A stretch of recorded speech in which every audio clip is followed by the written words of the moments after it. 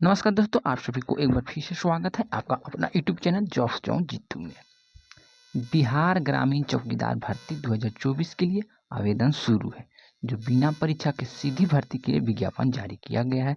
इसमें केवल 10वीं पास है तो आप इसके लिए आवेदन दे सकते हैं।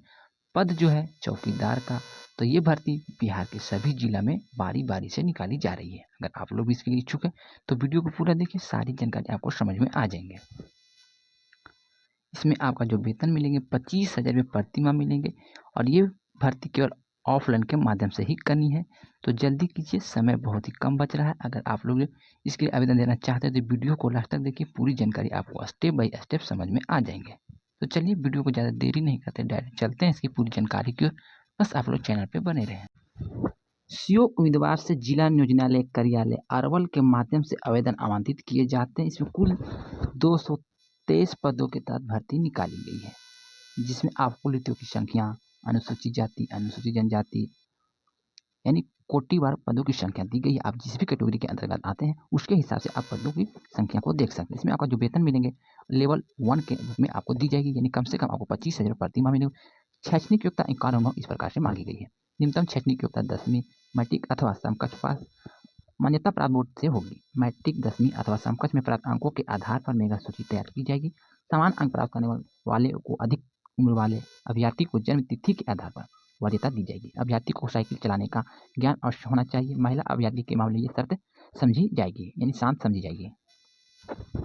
तो पद हो गया चौकीदार का। टोटल पदों की बात करें तो 223 है।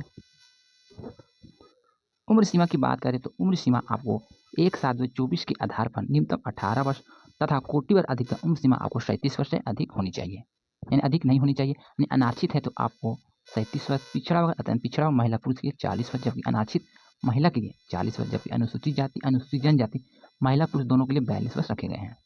जो आपको राज्य सरकार द्वारा उम्र में छूट मिलती है वो भी आपको दी जाएगी।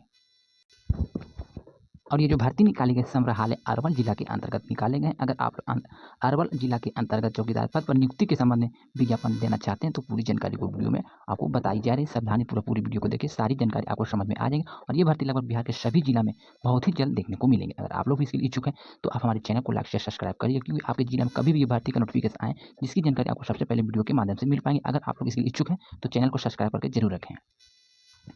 आवेदन करने की प्रक्रिया तथा समय सीमा इस प्रकार से रखी गई है। त्रुटि रहित आवेदन पत्र सीधे निबंधित डाक या स्पीड पोस्ट के द्वारा जिला नियोजनालय कार्यालय Arwal, block campus Arwal, pin code 804401 के पते पर आपको प्राप्त किए जाएंगे। आवेदन पत्र दिनांक 20/7/24 को संध्या 5 बजे तक स्वीकार किया जाएगा। निर्धारित तिथि या समय सीमा के पश्चात प्राप्त आवेदन पर विचारहीन नहीं होगी। तो आप लोग से अनुरोध है कि अगर आप लोग इसलिए आवेदन देना चाहते हैं तो 20/7/24 से पहले आप आवेदन को भेज सकते हैं। जो स्पीड पोस्ट या निबंधित डाक द्वारा भी आप जमा कर सकते हैं। आवेदन भेजने का पता जिला नियोजनालय पदाधिकारी अरवल, जिला नियोजनालय कार्यालय अरवल, प्रखंड परिसर अरवल, पिन कोड 804401 पर आपको भेजने लिफाफे के ऊपर विज्ञापन संख्या एवं पद का नाम अंकित करना अनिवार्य होगा। अगर आप लिफाफे के ऊपर विज्ञापन संख्या और पद नाम नहीं भरेंगे तो आपका आवेदन अस्वीकार किया जाएगा। आवेदन प्राप्त करने की शर्तें इस प्रकार से, यानी कि आवेदन करने के लिए शर्तें जो रखी गई वो इस प्रकार से रखी गई। आवेदक द्वारा समय नियत दृष्टि के अधीन इंगित आरक्षण का दावा नहीं करने पर किसी भी परिस्थिति में आरक्षण का लाभ दे नहीं होंगे। उन्हें समान आरक्षित श्रेणी में रखा जाएगा। आवेदन पत्र में दावे किए गए आरक्षण श्रेणी में किसी भी परिस्थिति में परिवर्तन नहीं किया जाएगा तथा इस संबंध में किसी भी आवेदन पर विचार नहीं किया जाएगा। पिछड़ा वर्ग तथा अत्यंत पिछड़ा वर्ग के उम्मीदवार के लिए राज्य सरकार द्वारा अधिसूचित अंचलाधिकारी द्वारा निर्गत जाति प्रमाण पत्र जिसमें क्रीमी लेयर में नहीं होने का उल्लेख हो तो मान्य होगा। अनुसूचित जाति अनुसूचित जनजाति श्रेणी के लिए अंचलाधिकारी द्वारा निर्गत जाति प्रमाण पत्र ही मान्य होंगे। अभ्यर्थी को पुलिस अधीक्षक द्वारा निर्गत अद्यतन चरित्र प्रमाण पत्र आवेदन पत्र के साथ संलग्न करना अनिवार्य होगा, यानी कि आपको चरित्र प्रमाण पत्र भी देने होंगे। समान प्रशासन विभाग बिहार सरकार के संकल्प संख्या इतना के तहत अनुसार आरक्षित और गैर आरक्षित कोटि की महिलाओं के लिए 35% क्षैतिज आरक्षण का प्रावधान किया गया है, यानी कि महिलाओं के लिए 35% आरक्षण दिए जाएंगे। नियुक्ति में दिव्यांग अभ्यर्थी को 4% क्षैतिज आरक्षण का प्रदान किया जाएगा, अर्थात चयनित उम्मीदवार आरक्षित गैर आरक्षित वर्ग से संबंधित होंगे, उनकी गिनती उसी से आरक्षित और गैर आरक्षित वर्ग में की जाएगी। आवेदन पत्र के साथ निम्नलिखित प्रमाण पत्रों की 100 अभिप्रमाणित प्रति के साथ संलग्न करना अनिवार्य होगा, जैसे कि शैक्षणिक प्रमाण पत्र, निवास प्रमाण पत्र, जाति प्रमाण पत्र। केवल आरक्षण का दावा करने के लिए लागू होंगे। अक्सर आचरण प्रमाण पत्र जो पुलिस अधीक्षक द्वारा निर्गत होनी चाहिए। साइकिल चलाने से संबंधित स्वघोषणा पत्र महिला अभ्यर्थी के लिए लागू नहीं है। दिव्यांग प्रमाण पत्र दिव्यांगता के आधार पर आरक्षण का दावा करने वाले के लिए लागू है। केंद्रीय पेंशन प्राप्त स्वतंत्रता सेनानी के पोते नाती नतनी होने की परिचय प्रमाण पत्र केवल आरक्षण का दावा लाभ प्राप्त करने के लिए। हाल का अतिरिक्त 2 रंगीन पासपोर्ट साइज फोटो के पीछे विज्ञापन संख्या, पद का नाम, पूरा पता उल्लेखित करेंगे। उसके साथ साथ आपको आधार कार्ड भी देने होंगे। यानी कि आपको आवेदन करने के लिए इतने सारे कागजात की आवश्यकता है। इन सभी कागजात का होना अनिवार्य है। इसमें से एक भी कोई कागज कमी होंगे तो आपका आवेदन अस्वीकार किया जाएगा। सभी कागजात का अभिप्रमाणित भी होना जरूरी है।